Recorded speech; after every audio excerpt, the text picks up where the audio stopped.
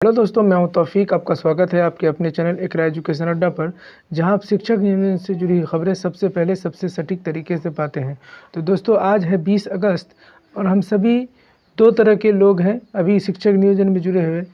एक तो वो लोग जिनकी काउंसलिंग हो चुकी है, वो नियोजन पत्र का इंतज़ार कर रहे हैं। दूसरे वो लोग जो अभी तक जिनका नाम चयन सूची में नहीं आया है, यानी उनका काउंसलिंग नहीं हो पाया है।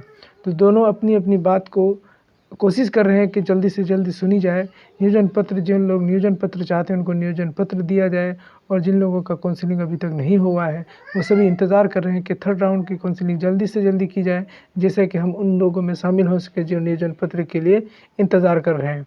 तो चलिए दोस्तों, आज मैं अखबार की सुर्खियों में से लेके आया हूँ आपके लिए कुछ खास जो शिक्षक नियोजन से जुड़ी हुई अखबार की सुर्खियाँ हैं। अखबार में क्या क्या छपा है और साथ के साथ आपको जो सचिवालय से क्या क्या खबरें आ रही हैं, वो सब को लेकर मैं आज आपके सामने हाजिर हुआ हूँ।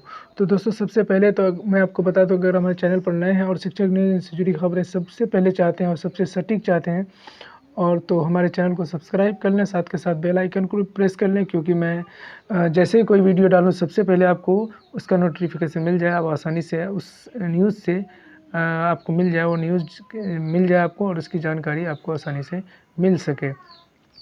तो सबसे पहले मैं आपको बता दूं कि जैसे रात में एक वीडियो देख रहा था जिसमें मुन्नी शुक्ला जी फेसबुक लाइव आकर कह रही थी कि वो लोग सभी सचिवालय गए थे और वहां पर जाकर अमरिंदर सर से मिले। तो वहां पर अभी तक किसी तरह की नियोजन पत्र को लेकर हो या फिर थर्ड राउंड की काउंसलिंग को लेकर उनको कोई स्पष्ट जवाब नहीं मिला, जिसकी वजह से वो लोग काफ़ी दुखी थे कि अभी तक भी शिक्षक नियोजन में काफ़ी सारे अरंगे या जो रुकावटें हैं वो अभी तक साफ साफ दिखाई पड़ रही हैं। तो चलिए, मैं जो वहाँ से इम्पोर्टेंट चीज़ें थी मैंने वो आपको बताई, साथ के साथ आपको मैं क्या कहते हैं, अखबार की ये जो हेडलाइन है उनमें क्या क्या ख़ास है उसको लेकर मैं आपके सामने तो हाजिर हूँ। तो मैं आपको उसके बारे में बताता हूँ। तो सुबह के 500 से अधिक नियोजन इकाइयों की काउंसलिंग पर ग्रहण। तो क्यों ग्रहण लग गया, क्या वजह है, आइए जानते हैं। शिक्षा विभाग के अधिकारी जिले में जाकर कर रहे हैं समीक्षा। प्राथमिक शिक्षा के उप निदेशक पिछले 2 दिनों से जिले में जाकर शिकायतों की समीक्षा कर रहे हैं। उप निदेशक प्रभात कुमार पंकज दरभंगा और मधुबनी के दौरे पर हैं, जबकि RK सिंह मुजफ्फरपुर और पूर्वी चंपारण जिले में भेजे गए हैं। तो राज्य के 500 से अधिक प्रारंभिक शिक्षक नियोजन इकाइयों में आवेदन करने वाले और अपनी नियुक्ति की बाट जोह रहे अभ्यर्थियों शिक्षक अभ्यर्थियों का इंतजार अभी और लंबा हो सकता है। पंचायत चुनाव की तिथियां घोषित होने के बाद अब उनकी काउंसलिंग पर ग्रहण लग सकता है। इसके लिए तीसरे चरण में काउंसलिंग का शेड्यूल जारी करने के लिए शिक्षा विभाग में भी स्पष्टता नहीं दिख रही है। सरकार अब मान लीजिए कि जानबूझकर पंचायत चुनाव को इसका अरंगा बना रही है, क्योंकि इसको अभी हो सकता है कि और भी देर किया जा सकता था। शिक्षक नियोजन को काउंसलिंग को लगातार इसमें कंटिन्यू करके जल्दी से जल्दी किया जा सकता था, लेकिन सरकार का और विभाग का बहाना ही बहाना चल रहा है। आप देख पा रहे हैं लगातार हर चीज़ में संघर्ष के बगैर कुछ नहीं मिल पाया है बिहार में, और ख़ासकर ये शिक्षक नियोजन जो 94,000 का चल रहा है इसमें तो और भी ज़्यादा संघर्ष, हर एक चीज़ के लिए संघर्ष करना पड़ा है। तो चलिए और आगे बात करते हैं। गौरतलब है कि 94,000 प्रारंभिक शिक्षकों की नियोजन को लेकर जुलाई से ही काउंसलिंग आरंभ है। जिन नियोजन इकाइयों में दिव्यांगों के आवेदन नहीं किए गए थे, वहाँ की नगर निकाय, प्रखंड और पंचायत नियोजन इकाइयों में 5 से 12 जुलाई के बीच काउंसलिंग हुई। इस दौरान 20,000 अभ्यर्थी अंतिम रूप से चयनित हुए, जबकि 10,000 से अधिक पद रिक्त रह गए। अगस्त में दिव्यांगों वाली नियोजन इकाइयों में से 2 से 13 तारीख के बीच काउंसलिंग हुई। दोनों माह को मिलाकर 500 से अधिक नियोजन इकाइयों में कहीं गड़बड़ी तो कहीं बार, कहीं तकनीकी कारणों से नियोजन स्थगित किया गया। तीसरे चरण में काउंसलिंग की शेड्यूल जारी होना था, लेकिन अभी तक शिक्षा विभाग को 13 अगस्त की रिपोर्ट 22 जिले में भेजी गई है। तो ये आप देख रहे हैं हिंदुस्तान की, जो हिंदुस्तान ब्यूरो की खबर थी। अब मैं आगे बात करता हूँ दूसरे किसी अखबार की जिसमें यही चीज़ें फिर छापी गई हैं। अब देखिए, ये है तीसरे चरण की काउंसलिंग पर पंचायत चुनाव का ग्रहण लगने के आसार। तो ये आज अखबार है जो हम लोग अक्सर पढ़ते हैं, आज उसकी रिपोर्ट है। तो उसमें कहा कि प्रारंभिक शिक्षकों की नियुक्ति के लिए तीसरे चरण का काउंसलिंग पर पंचायत चुनाव का ग्रहण लगने का आसार है।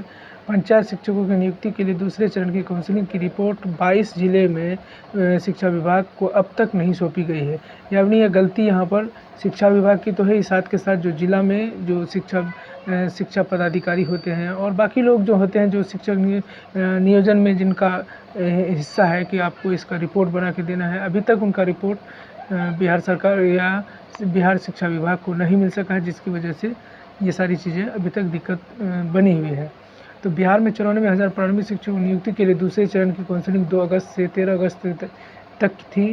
13 अगस्त को पंचायत चुनाव में नियुक्ति के लिए पंचायत नियोजन इकाइयों की काउंसलिंग प्रखंड स्तर पर हुई।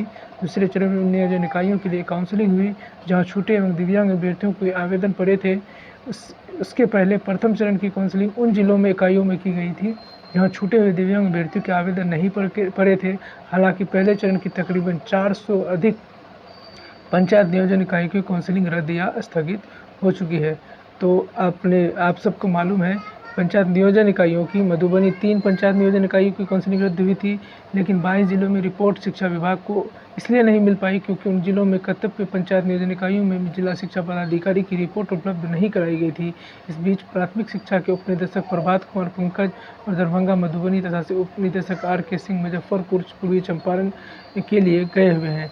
यानी बिहार शिक्षा विभाग अपने 2 प्रतिनिधियों को जिले में जो हुई गड़बड़ी या फिर काउंसलिंग क्यों रद्द किया गया, इन सब की समीक्षा करने के लिए भेजा है। उसके बाद देखें, वहाँ से 22 तारीख को रिपोर्ट आ जाना था, अभी तक रिपोर्ट नहीं मिली है, जिसकी वजह से शिक्षा विभाग अभी तक आगे की कार्रवाई करने के लिए कोई खास उत्सुकता उसके अंदर नहीं दिखाई पड़ रही है। तो चलिए दोस्तों, इस वीडियो में इतना ही। जो आपके अखबारों की जो सुर्खियाँ थी, खास इंपॉर्टेंट चीज़ें आप सबके लिए थी, मैं वो लेकर आपके सामने हाजिर हुआ था। अगर ये हमारा प्रयास आपको पसंद आए तो इसको लाइक और शेयर करें। साथ के साथ अगर हमारे चैनल पर नए हैं, इस तरह के अपडेट लगातार चाहते हैं तो हमारे चैनल को भी सब्सक्राइब